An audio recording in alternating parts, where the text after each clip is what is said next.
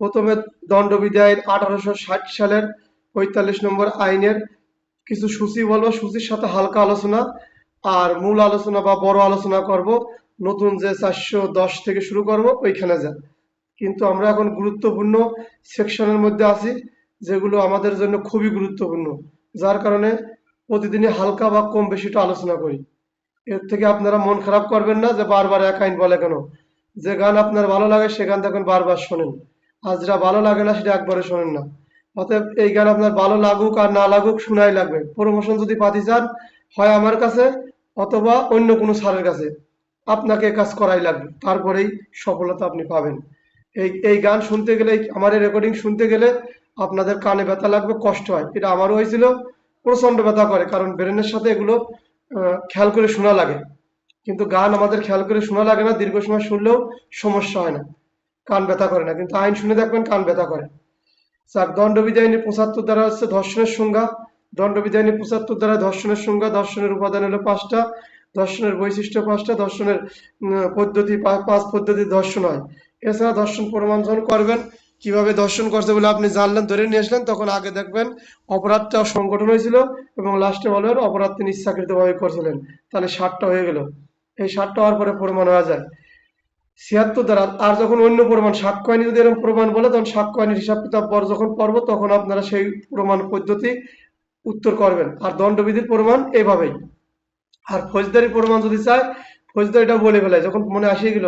ফৌজদারি যদি কোনো ব্যক্তি সাজা ভোগ করে ফেলায় বা সাজা আদালতে কারাগার ভোগ করছে বা তার রায় হয়েছিল, সেই মামলা থেকে তিনি যে জামিনে মুক্তি পান, সে বিষয়ে লেখা ছিল কত 511-12 মনে হয় লেখা ছিল, এক্স্যাক্টলি মনে নাই। এবং আপনি সেখান থেকে পরিত্রাণ পাবেন, যে আদালত আপনার একবার বিচার করে ফেললে এক অপরাধে পরবর্তী সেই অপরাধের বিচার করা যায় না বা বিচার হয় না। তাহলে ফৌজদারিতে প্রমাণ করা যায়, সাক্ষ্য আইনেও প্রমাণ করা যায়, এবং আপনি যে আসামি অপরাধ করছেন ধরে নিয়ে আসছে পুলিশ অফিসার, সেক্ষেত্রে আপনি কি কি বিষয় প্রমাণ করে তার এই যে অপরাধ সম্পর্কে নির্ণয় করবেন, সে বিষয়ে আপনি প্রত্যেকটা দ্বারায় আমি আলাদা আলাদা বলে আপনাদের সাথে আলোচনা করি। তাহলে 376 হলো ধর্ষণের শাস্তি, 377 হলো অস্বাভাবিক অপরাধ। অস্বাভাবিক অপরাধ প্রকৃত নিয়মের বাইরে যে অপরাধ করে সেইটাকে অস্বাভাবিক অপরাধ বলে। এখন আমরা 17 নম্বর অধ্যায় চুরি, বলপূর্বক আদায়, দস্যুতা এবং ডাকাতি সম্পর্কে হালকা একটু বলবো, কারণ এগুলো খুব গুরুত্বপূর্ণ জিনিস। এইগুলো যদি বাজা ফেলা দেয় তাহলে সে বুঝতে পারে না, একটু বুঝতে সহজ, বারবারই বলি, মাথা একটু মানে মাইন্ড করেন না। চুরির সদস্য সংখ্যা মনে রাখবেন, সর্বনিম্ন একজন, সর্বোচ্চ যত সংখ্যা মনে চায় তত। চুরি হয় অস্থাবর সম্পত্তি। আর বলপূর্বক গ্রহণ বা বলপূর্বক আদায়, এর সদস্য সংখ্যা সর্বনিম্ন একজন, সর্বোচ্চ যত তত। এবং এটা স্থাবর এবং অস্থাবর সম্পত্তি দুটি হতে পারে। এই বলপূর্বক গ্রহণ বা বলপূর্বক আদায় স্থাবর বা অস্থাবর সম্পত্তি উভয় হতে পারে।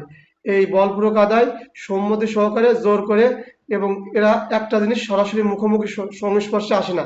বলপূর্বক আদায়ের সময় এদের মুখোমুখি দেখা হয় না। মুখোমুখি দেখা হয় যদি বলপূর্বক আদায় হয়ে যায়, তখন সেটা দস্যুতায় পরিণত হয়ে যায়, তখন সেটা দস্যুতায় হয়ে যায় পরিণত।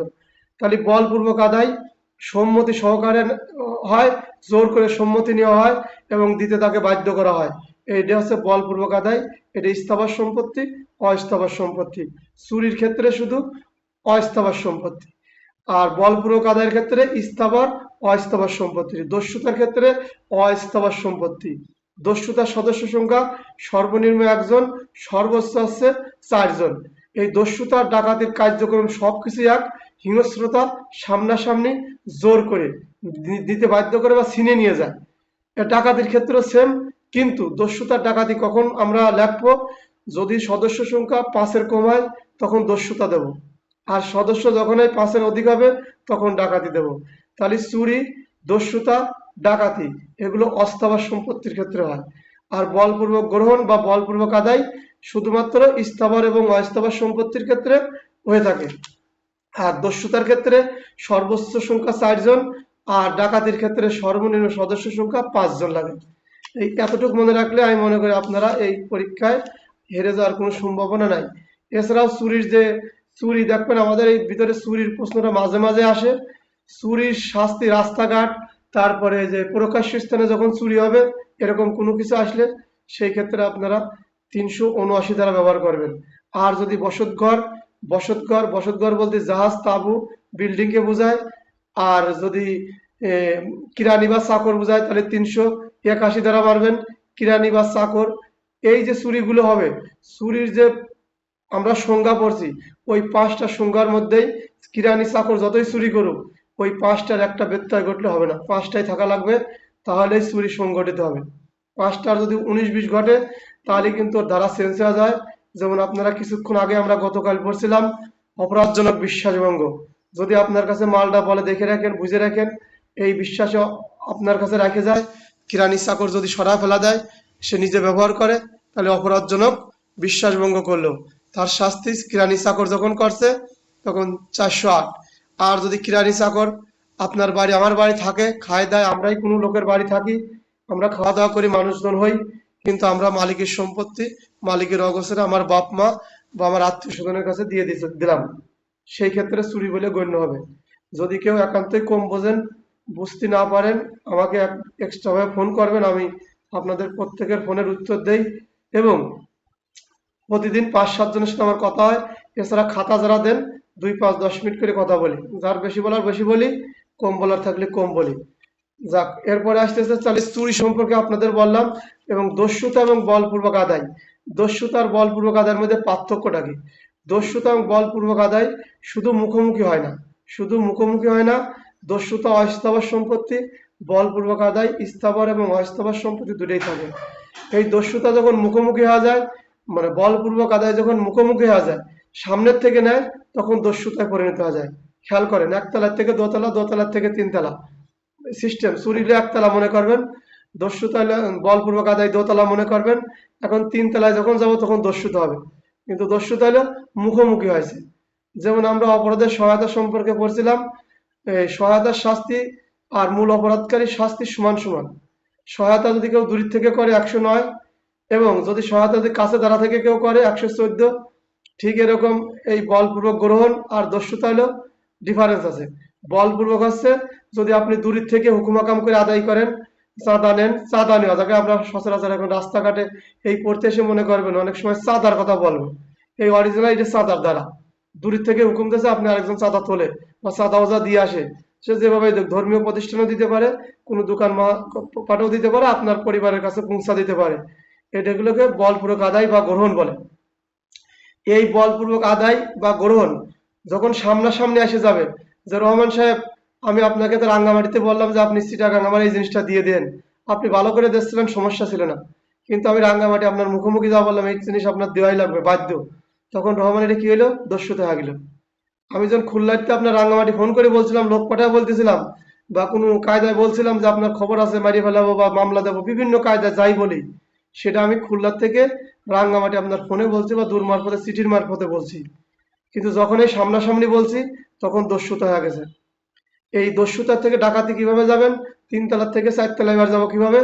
এই দস্যুতার থেকে ডাকাতি, দস্যুতার অবস্থানও কিন্তু হিংস্র, মানে মার দিয়ে, হুমকি দিয়া, আঘাত করে, জোর করে, আপনার স্বজ্ঞানে সৎ ইচ্ছা এটা আমি আপনার কাছে দস্যুতাগিরি করতেছিলাম। এই দস্যুতা কেন ছিল? আমরা 4 জন ছিলাম, সর্বোচ্চ ছিলাম 4 জন, সর্বনিম্ন 1 জন। যেই আমরা 5 জন হয়ে গেলাম, তখন ডাকাতি হয়ে গেল। কাজ একই, আমাদের খেলা অনুষ্ঠান একই হচ্ছিল। যে আমরা সদস্য সংখ্যা 5 জন ছিলাম, তখন এই কাজটা ডাকাতি হয়ে গেছে। আমি মনে হয় আপনাদের সহজ করে বোঝানোর চেষ্টা করতেছি, আপনারা বুঝতে পারবেন বলে বিশ্বাস করি। যদি বুঝতে না পারেন, ফোন করবেন, আরো বিভিন্ন কায়দায় সুন্দর যেভাবে পারি, যতদূর পারি বোঝানোর চেষ্টা করব। তাহলে দস্যুতা আর ডাকাতির প্যাটার্ন, মডেল সব এক। দস্যুতা আর ডাকাতির ভিতরের যে অংশগুলো লিখবেন, উদাহরণ, বৈশিষ্ট্য, তারপরে প্রমাণ করবেন কিভাবে কি কি করলে ডাকাতি হয়, ওই সব একটাই। আর দস্যুতার ক্ষেত্রেও সেম সেম, বলপূর্বক গ্রহণের ক্ষেত্রেও প্রায় সেম, কিন্তু ওটা দূরের থেকে, যদি দূরের থেকে অবস্থান হয় তাহলে দস্যুতা থাকে, কাছাকাছি হলে বলপূর্বক আদায় থাকে। যদি কাছাকাছি এসে যায়, মুখোমুখি হয়ে যায়, তখন হয়ে যায় দস্যুতা। আর দস্যুতার সদস্য সংখ্যা যখন 5 জন হয়ে যায়, তখন ওরা দস্যুতা থাকে না, তখন ডাকাতি পরিণত হয়। এরপরে আসেন 403 দ্বারা, আজকে আবার একটু আলোচনা করি। অপরাধ, অসাধুভাবে সম্পত্তি আত্মসাৎকরণ। অসাধুভাবে সম্পত্তি আত্মসাৎকরণ, এই অসাধুভাবে কোনো ব্যক্তি অসাধুভাবে কোনো অস্থাবর সম্পত্তি যদি নিজের ব্যবহারে পরিণত করে, তাহলে তিনি এই সম্পত্তি অসাধুভাবে আত্মসাৎ করছেন বলেই গণ্য হবে। যেমন আপনি এখানে ড্রাইভার তো বেশিরভাগ লোকই ড্রাইভার, শুধু আইয়ুব উস্তাদ আর জাহিদ উস্তাদ বাদে। আমরা যারা গাড়ি চালাই, ধরেন গাড়ি চালাই, এখানে গাড়ি চালানোর লোক বেশি, আমাদের কাছে রেঞ্জ টেঞ্জ থাকে না।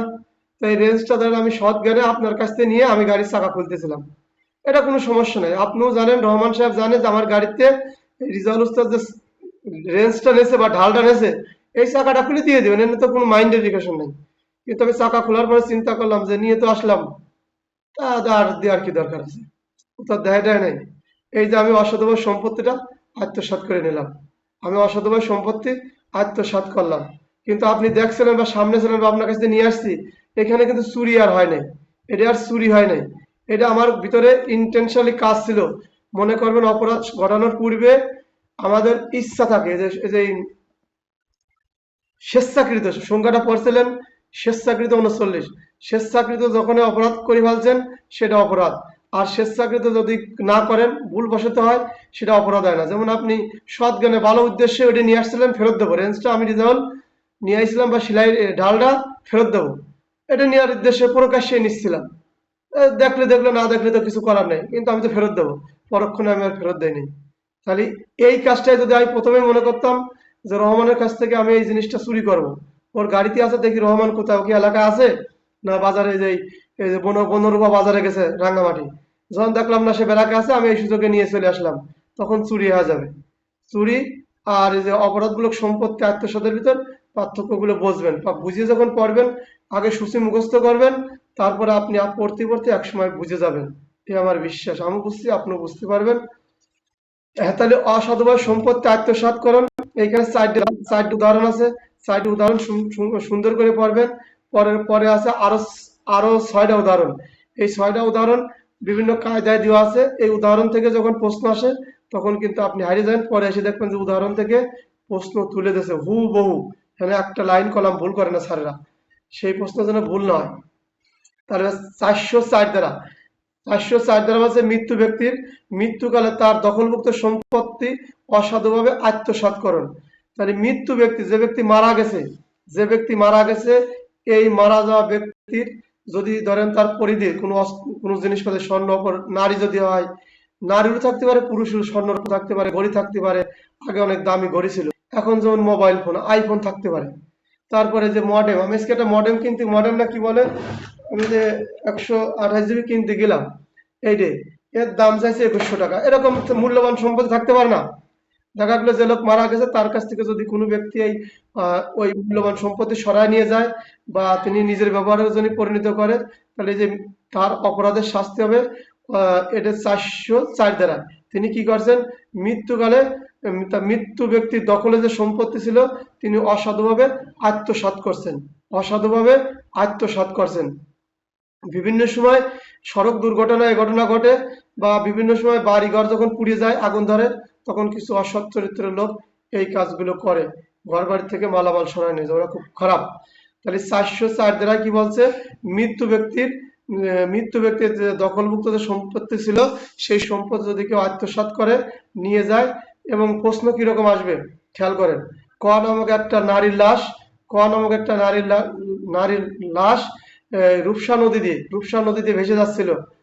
হ্যাঁ, রূপসা খ নামক ব্যক্তি দিনমজুরি, তিনি ওই লাশটা ভেসে থাকা দেখতে পেরে লাশের কাছে ছুটে যায়, যা দেখে লাশের গায়ের উপরে অনেক স্বর্ণ রৌপ্য আছে, দামি ঘড়ি আছে, তিনি এইগুলো খুলে নিয়ে চলে আসেন। আইনের আদালতে ব্যাখ্যা করেন কার কি অপরাধ।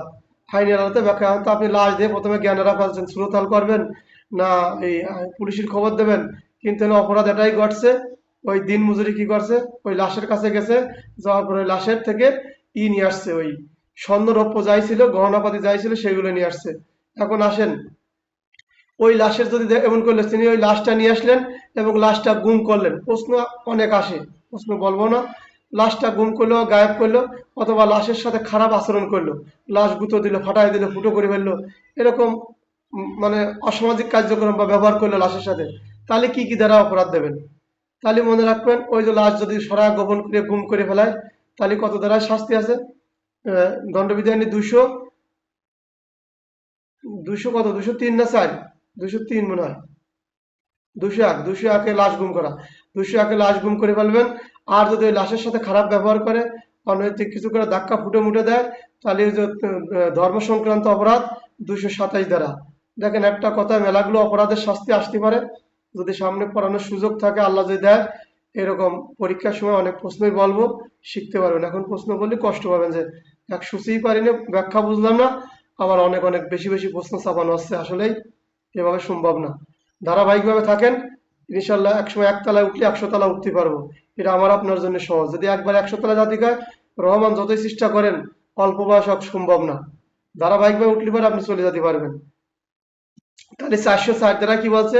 মৃত্যু ব্যক্তি। মনে রাখবেন, এরকম প্রশ্নের আগে আসতো যে একটা লাশ রাস্তার উপর পড়ে রয়েছে, পাশে একজন ভ্যান চালক বা রিক্সা চালক বা আপনি পুলিশ, আপনাকে দিয়ে লাগবে। লাশের পাশে একটা লাশ পড়ে রয়েছে, ক নামক ট্রাফিক পুলিশ, ওই লাশটা দেখতে পেরে ওই লাশের থেকে গহনাপাতি সরা নেয় এবং থানা স্টেশনে খবর দেয়, আইন আদালতে ব্যাখ্যা করো কার কি অপরাধ। তাহলে পুলিশ যখন এই কাজটা করে ফেলছে, তাহলে পুলিশের কি দায়িত্ব কর্তব্য ছিল ওইটা লিখবেন। পুলিশের যে অপরাধের শাস্তি করছে, এই যে 404 অপরাধ করছে, মূল শাস্তি এখানে। এছাড়া পুলিশ আইনে যে 27, 29 তখন ব্যবহার করবেন। তাহলে 404 সাথেও পুলিশ আইনে 27, 29 আসে। এখন কিভাবে আসে? প্রশ্ন বুঝার পরে আসে, আন্দাজে কিন্তু 404 সাথে 27 আর 29 আসে না, কারণ এটা যে পাবলিক হয়, তখন কি পুলিশ আইন ব্যবহার করা যাবে? যাবে না। আমি মনে হয় আপনাদের সাথে বেশি গল্প করতেছেন, মূল পড়ায় যাই, মানে বোঝাচ্ছিলাম। তারপরে 405 অপরাধমূলক বিশ্বাসভঙ্গ। অপরাধমূলক বিশ্বাসভঙ্গ কালকে পড়াইছিলাম, গুরুত্বপূর্ণ অধ্যায় বলে আমি আবারও একটু আলোচনা করতেছি। আর আজকে যে 5টা ধারা পড়বো, ওরা অত গুরুত্বপূর্ণ না, অত বোঝানোর কিছু নেই, যার কারণে এটা আবার মনে করছি পূর্বেই হালকা একটু আলোচনা করব। তাহলে অপরাধমূলক বিশ্বাসভঙ্গটা কি? যদি কোনো ব্যক্তি কোনোভাবে সম্পত্তি বা সম্পত্তির উপর আধিপত্যের ভারপ্রাপ্ত হয়, যদি কোনো ব্যক্তি অপর কোনো ব্যক্তির সম্পত্তির উপর ভারপ্রাপ্ত বা আধিপত্য বিস্তার করে বা দায়িত্ব দেয়, এই দায়িত্ব পাওয়ার পরে ওই ব্যক্তি যদি সম্পত্তি নিজের ব্যবহারে পরিণত করে বা অন্যের ব্যবহারে পরিণত করে, বা ওই যে চুক্তিতে তিনি আবদ্ধ হয়েছিলেন, চুক্তির শর্ত লঙ্ঘন করে, চুক্তির সঙ্গ লঙ্ঘন করে, বা অন্য কোনো লোককে ওই সম্পত্তি ব্যবহার করার অনুমতি দেয়, তিনি অপরাধজনক বিশ্বাসভঙ্গ করেছেন বলেই গণ্য হবে। মানে আমানতের খেয়ানত করা বলা হয় আমাদের ধর্মের বিধানে, আমানতের খেয়ানত বলে না, সে আমানতের খেয়ানত করে ফেলায়। তাহলে অপরাধজনক বিশ্বাসভঙ্গ এটা আমানতের খেয়ানত। আপনার কাছে আমানত রাখছি যেভাবে, আপনি ওইভাবেই আমার জিনিসটা ফেরত দেওয়ার কথা ছিল বা দেবেন, কিন্তু আপনি সেটা করেন নাই বা আমি সেই কাজটা করি নাই, এটা হলো অপরাধজনক বিশ্বাসভঙ্গ বলা হয়। এরপরে শাস্তি কি? 406 অপরাধজনক বিশ্বাসভঙ্গের শাস্তি। 406 অপরাধজনক বিশ্বাসভঙ্গের শাস্তি। এরপরে আসছে 407 বাহক কর্তৃক অপরাধজনক বিশ্বাসভঙ্গ। বাহক মানে এখানে আপনি যদি যে সম্পত্তি নিয়ে যাবেন, রিক্সাওয়ালা, ভ্যানওয়ালা, বাসওয়ালা, ট্রাক চালক বা নদীপথে যে সমস্ত সামুদ্রিক বা নদীপথের যে যানগুলো আছে, পরিবহন যান, ওইগুলোতে আপনি কিছু জিনিস পাঠাইছেন, ওই ব্যক্তি যদি ওইটা সরায় দেয়, মেরে দেয়, তাহলে আপনার সম্পত্তি তিনি বাহক কর্তৃক সম্পত্তি আত্মসাৎ হলো। এছাড়া ঘাটাইল মানে যিনি নদীপথের নৌকা চালাক, অথবা যিনি নৌকার ওই ঘাটের নিয়ন্ত্রণ করেন, কন্ট্রাক্টর। দেখবেন আমাদের দেশে টেন্ডারে কন্ট্রাক্ট পায়, ওই কন্ট্রাক্টর যদি এই ঘটনা ঘটান, সেক্ষেত্রে তিনি এই ঘাটাইল কর্তৃক অপরাধ। তাহলে 407 ঘাটাইল। ম্যান্ডেট সাক্ষ্য আইনি ধরা, এই দণ্ডবিধি আইনি প্রশ্ন ধরা সহজ আছে, আপনি মূল সূচিটা হেডলাইন করে মুখস্থ করে রাখতে পারেন, আপনি খালি খেয়াল করবেন যে কি বলছে, ধরা সহজ, অল্প লেখা লাগে। এই আইন আর সাক্ষ্য আইন, দণ্ডবিধি আইন আর সাক্ষ্য আইন অল্প লেখা লাগে, আর সিআরপিসিতে কিন্তু মেলা লেখা লাগে। 1.5 পাতার নিচে উত্তর করতে পারবেন না, সর্বনিম্ন 1.5 পাতা লাগে। আর এই দণ্ডবিধি সাক্ষ্য আইনি 1 পাতা, আমি যে প্ল্যান দিচ্ছি দেখবেন 1 পাতার বেশি লাগে না। তারপরে 408 ধারা হলো কিরানি বা চাকর কর্তৃক অপরাধজনক বিশ্বাসভঙ্গ। যারা খাতায় লেখছেন, বুঝে শুনে লেখছেন, সুন্দর হয়েছে লেখা, প্রত্যেকের লেখাটাই সুন্দর হয়েছে দেখলাম, ঠিক আছে, প্যাটার্নটা আরো সুন্দর হবে। আর দোস্ত সবার আগে হজরত দেশে দেখলাম, এত কষ্ট করে দেন 24 ঘন্টা নিয়মিত ক্লাস করে, আর খাতাও আগে জমা দিয়েছে, ঠিক আছে। এগুলো হলো মানে ত্যাগ স্বীকার করা লাগে ভাই, ত্যাগ না স্বীকার করলে হয় না। সে আমার সাথে 5 মাস আছে আমার দোস্ত, কঠোর পরিশ্রম করতেছে, আল্লাহ যেন তার মঙ্গল করে, আপনাদেরও করে দোয়া করি, লাগিয়ে থাকবেন। তাহলে কিরানি বা চাকর কর্তৃক, এই কিরানি বা চাকর কর্তৃক অপরাধজনক বিশ্বাসভঙ্গ আর কিরানি বা চাকর কর্তৃক চুরি, এই পার্থক্য কাল দিলাম। এইটা যদি বুঝে পড়ে থাকেন, প্রশ্ন আসলে আপনারা ভুল করবেন না। প্রশ্ন আসলে আপনারা ভুল করবেন না। আবার যদি আসে কিরানি বা চাকরের দখলে থাকা সম্পত্তি কখন মালিকের দখলে থাকে বলে গণ্য হবে, তখন 27 ধারা দিয়ে উত্তর করবেন। কিরানি বা চাকরের নিকট সম্পত্তি থাকা মালিকের দখলে আছে বলে গণ্য হবে, আইনি আদালতে ব্যাখ্যা করেন বা বুঝিয়ে লেখেন। এরকম প্রশ্ন বুঝিয়ে বলেন, ব্যাখ্যা করেন বা উদাহরণ টানেন, এরকম আসলে ভাঙি পড়বেন না। মনে করবেন মূল ধারা যখন ধরে ফেলাইছেন তখন ওই ধারার সাথে উত্তর করবেন, ওই ব্যাখ্যাও হবে, আলোচনাও হবে, বুঝিয়ে বলা হবে। ওই বুঝিয়ে বলা ব্যাখ্যা কার কি অপরাধ এতে আপনি মানে বিচলিত হবেন না। মনে করেন এটা স্বাভাবিক কথাই, আপনাকে আমাকে বিভ্রান্ত করার জন্য সারা এরকম প্রশ্ন করে যাতে আমরা ভুল বলা যায় কিনা, সাদের টেকনিকের কাছে যেন আমরা ধরা না পড়ে যাই। তাহলে কিরানি বা চাকর কর্তৃক অপরাধমূলক বিশ্বাসভঙ্গ, কিরানি বা চাকর কর্তৃক অপরাধজনক বিশ্বাসভঙ্গ 408। এখন 409 কালকে একটু আলোচনা কোন করতে পারছে, আজকে একটু ব্যাপক করি। সরকারি কর্মচারী, ব্যাংকার, বণিক প্রতিনিধি কর্তৃক অপরাধমূলক বিশ্বাসভঙ্গ। এটা সরকারি কর্মচারী, সরাসরি ব্যাংকার সরকারি কর্মচারী, বণিক সম্পর্কে আমার জানা নাই। তারপরে প্রতিনিধি কর্তৃক অপরাধমূলক বিশ্বাসভঙ্গ। তাহলে সরকারি কর্মচারী, আমরা কিন্তু যে অফিস আদালতে চাকরি করি, আমরা সবাই পুলিশ। আমি যদি অফিস থেকে কোনো কিছু সরাই নিয়ে যাই, আমার অফিসে ব্যবহার করার জন্য দিতেছে ল্যাপটপ, কম্পিউটার, কালি, আমার গাড়ি চালাতে দিতেছে, গাড়ির মোবিল, গিয়ার ফিল্টার, মানে এয়ার ফিল্টার, বিভিন্ন কিছু আমরা পাই, তাই না? সরকার থেকে সাপ্লাই দেয়। কিন্তু এইটা আমরা যথাযথ ব্যবহার না করে আমরা যখন বিক্রি করে ফেলাই বা নিজের ব্যবহারে পরিণত করি বা আমার আত্মীয় স্বজনের দেই বা অন্য বন্ধু বান্ধবকে দিয়ে দিলাম, তখন আপনি কি করছেন? অপরাধজনক বিশ্বাসভঙ্গ করছেন, সরকারি কর্মচারী কর্তৃক অপরাধজনক বিশ্বাসভঙ্গ। এই যে 405 থেকে 408 পর্যন্ত যদি ধারা আসে, তাহলে এখানে কিন্তু পিআরবি মারা লাগে না। পিআরবি কখন মারবেন? যখন পুলিশ কেন্দ্রিক প্রশ্ন আসবে, আমাকে আপনাকে জড়ায় দেবে প্রশ্নের ভিতরে, আমাকে আপনাকে জড়ায় দেবে, তখন পুলিশ কেন্দ্রিক লিখবেন। আর যদি সরকারি কর্মচারী দিয়ে আসে, তখনও এই 109 409 দিয়ে লিখবেন। কিন্তু সরকারি আইন যে শাস্তি হয়, সেই শাস্তিটা যদি মনে চায় লিখবেন, যদি না পারেন মাইনর অ্যাক্ট নিয়ে বেশি দৌড়াদৌড়ি করবেন না। মাইনর অ্যাক্ট আর স্থানীয় আইন নিয়ে বেশি দৌড়াদৌড়ি করলে আপনি মূল আইন ভুলে যাবেন। রহমান, আপনাকে নিরুৎসাহিত করব না, আপনি মাইনর অ্যাক্ট তো সম্পর্কে ধারণা নেই, ফোন করবেন একসময় আমার, তাহলে মাইনর অ্যাক্ট আর মেজর অ্যাক্ট বুঝে দেবো। আইন সম্পর্কে সম্মুখ আপনি আমার সাথে বন্ধুত্ব সম্পর্ক করবেন, ভালো জানতে পারবেন। যখন আগ্রহ করে বসতেছেন নিয়মিত, আর একটু ফোন করলেন, এমন তো না যে আমি আপনার সাথে খারাপ আচরণ করা বা এমন অপরিচিত কেউ না। করবেন, আইনের কথা শুনে তো আমার খুশি লাগে। আমার ডিউটিতে অনেকে বলে যে আপনার কষ্ট হয় না এরকম ফোন টোন করে ওরা কথা কয়, দেখলাম না, এটা আমার সৌভাগ্য যে ওরা ফোন করে আমি কথা বলি। আমার আপনি চাইলে কি আপনাকে ফোন করবে, কেউ জিজ্ঞেস করবে খারাপ লাগবে, কারণ খারাপ লাগে না, এটা ভালো লাগে। কারণ যার খারাপ লাগতো যখন 20 বছর আগে লাগতো, 20 বছর চাকরি করছিলাম তখন খারাপ লাগতো, সব আইন টাইন শুনলে মাইন্ড করতো, তখন চলে যেত, তুমি আর কিছু পান নাই, আইন আইন করতেছে। আর এখন ভালো লাগে, আপনাকে ডাকি নিয়েই বলি, কেউ ফোন করলে খুশি হয় 10 মিনিটের কথা 20 মিনিট করে বলি, কারণ আমারও লাভ হয়, খালি যে আপনার লাভ হয় তা না, আমারও হয়। তাহলে এখন আসেন সরকারি কর্মচারী, আপনার প্রশ্ন আসতে পারে। আমাদের পুলিশের সুপারের ড্রাইভার রিজাল করিম, তিনি দীর্ঘদিন পুলিশ সুপারের সাথে গাড়ি চালান, ভালো সারের সাথে সম্পর্ক, হ্যাঁ, নিয়মিত পাম্পে তেল বিক্রি করেন, ঠিক আছে। কার কি অপরাধ আইনের আলোতে ব্যাখ্যা করেন। এখন দেন দিল কিরকম সুন্দর করে জেসপির গাড়ি চালায়, ভালো মিল মহব্বত, তা আপনি তো দেখলেন এরকম ঘটনা ঘটে, এটা আর কোনো অপরাধ আছে না? কিন্তু এর অপরাধের শাস্তি আছে 409 দ্বারা। অপরাধজনক বিশ্বাসভঙ্গ, অপরাধমূলক বিশ্বাসভঙ্গ, এটা কারা? সরকারি কর্মচারী।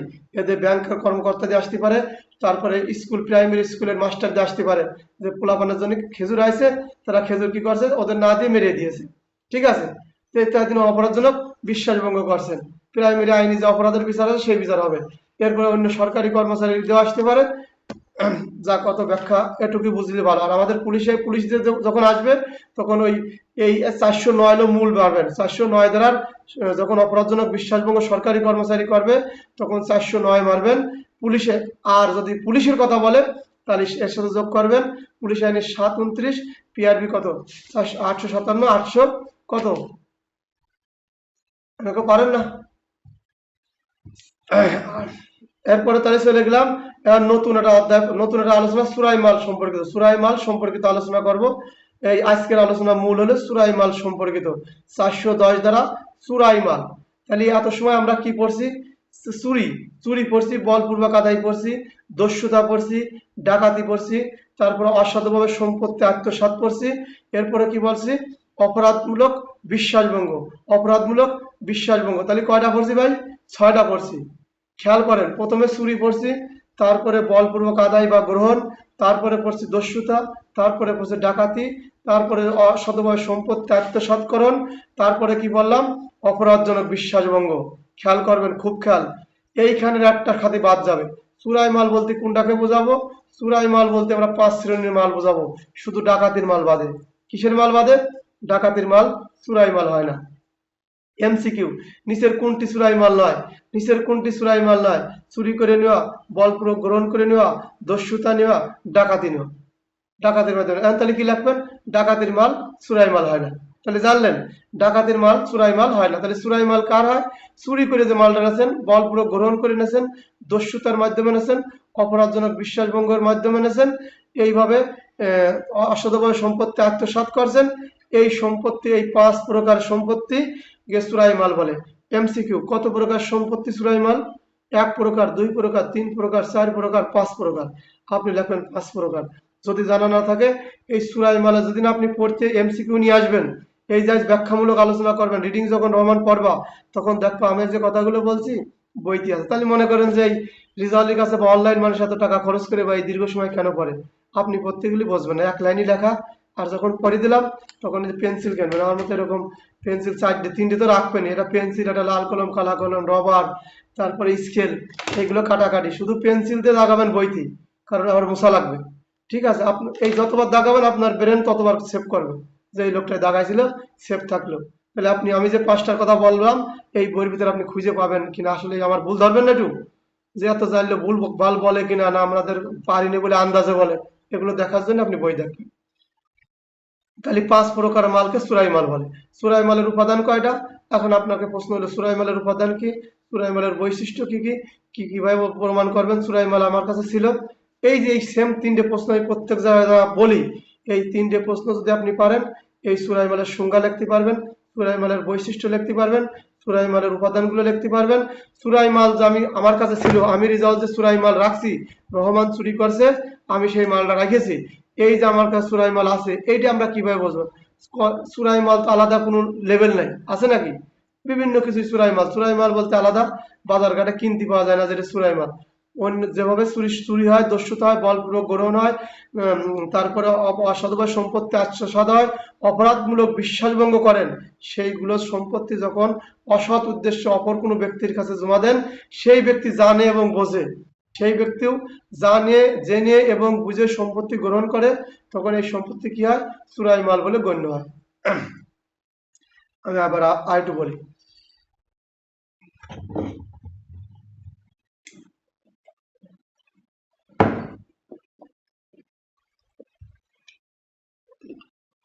চুরাই মাল, খেয়াল করেন, রহমান চুরি করছে রাঙ্গামাটি থেকে, এই চুরাই মাল নিয়ে এসে আমার কাছে, আমি খুলনায় থাকি, আমি চুরাই মাল নেই।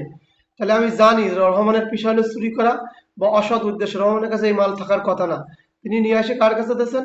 আমার কাছে। আর আমি এই মালটা গ্রহণ করি। আমার কাজ কি? আমার বেরোনো কাজ করে, রহমানের অল্প কিছু দিলে হবে, রহমান তো চুরি মাল নিয়ে আসছে, তাই না? আমি চুরি মাল গ্রহণ করলাম।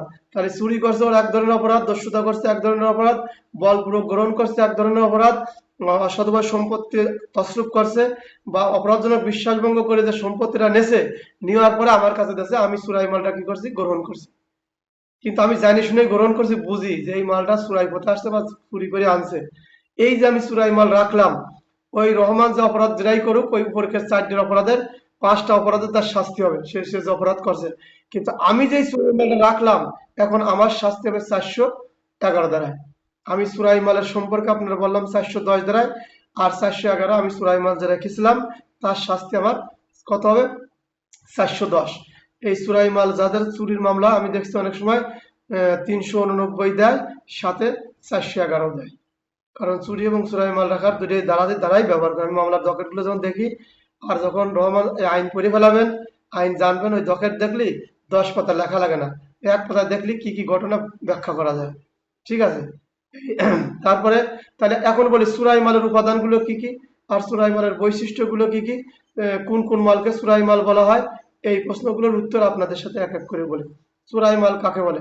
যদি কোনো ব্যক্তির দখলে চুরি করা, চুরি, দস্যুতা, বলপূর্বক গ্রহণ, অসাধুভাবে সম্পত্তি আত্মসাৎকরণ বা অপরাধজনক বিশ্বাসভঙ্গের কারণে সম্পত্তি গ্রহণ করেন বা তিনি জানেন এবং তিনি সৎজ্ঞানে বুঝে শুনে এই সম্পত্তি রাখেন, তিনি চোরাই মাল গ্রহণ করছেন বলেই গণ্য হবে। বা যদি কোনো চোরাই মাল কাকে বলে আরো লাগবেন, আরো সহজ করি, চোরাই মাল কাকে বলে? যদি কোনো ব্যক্তি চুরি দস্যুতা, বলপূর্বক গ্রহণ বা বলপূর্বক আদায় বা অসৎভাবে সম্পত্তি আত্মসাৎ বা অপরাধজনক বিশ্বাসভঙ্গের মাধ্যমে অর্জন করে, তাহলে এই সম্পত্তিকেই চোরাই মাল বলে। এই সম্পত্তিকেই চোরাই মাল বলে। চোরাই মালের উপাদান কি করে? চুরি করে গ্রহণ করা, চুরির মাধ্যমে গ্রহণ করা, বল প্রয়োগের মাধ্যমে গ্রহণ করা, দস্যুতার মাধ্যমে গ্রহণ করা, অসৎভাবে সম্পদের তসরুপের মাধ্যমে গ্রহণ করা, অপরাধজনক বিশ্বাসভঙ্গের মাধ্যমে গ্রহণ করা। উপাদান এইভাবে লিখবেন। এখন আমি যে আমার কাছে চোরাই মাল আছে, আমি যে চোরাই মাল রাখছি, এ কিভাবে প্রমাণ করবেন? এই অপরাধটা সংগঠিত হয়েছিল, আমার কাছে চুরি করা মালটা পাওয়া গেছে, আমার কাছে বলপূর্বক গ্রহণ করা মালটা পাওয়া গেছে, আমার কাছে দস্যুতার মাধ্যমে অর্জিত সম্পত্তি মালামাল পাওয়া গেছে, আমাকে সম্পত্তি তসরুপ করছে যে সেই মালটা পাওয়া গেছে, আমার নিকট যে অপরাধজনক বিশ্বাসভঙ্গ করে যে মালটা নিয়েছে সেইটা পাওয়া গেছে, আমি এই অপরাধটা স্বেচ্ছাকৃতভাবে করেছিলাম বলেই গণ্য হবে। তাহলে 410 হলে চোরাই মালের এই প্রশ্নের উত্তরগুলো আপনাদের সংজ্ঞা বললাম, উপাদান, বৈশিষ্ট্য, প্রমাণ বললাম, এবং এই কাজ যিনি করবেন তার শাস্তি হলো 411। চোরাই মালের যখন সংজ্ঞা লিখবেন, উপাদান লিখবেন, বৈশিষ্ট্য লিখবেন, সাথে 411 তার শাস্তির কথা লিখে দেবেন পাশে। 410 কমাতে 411 লিখবেন।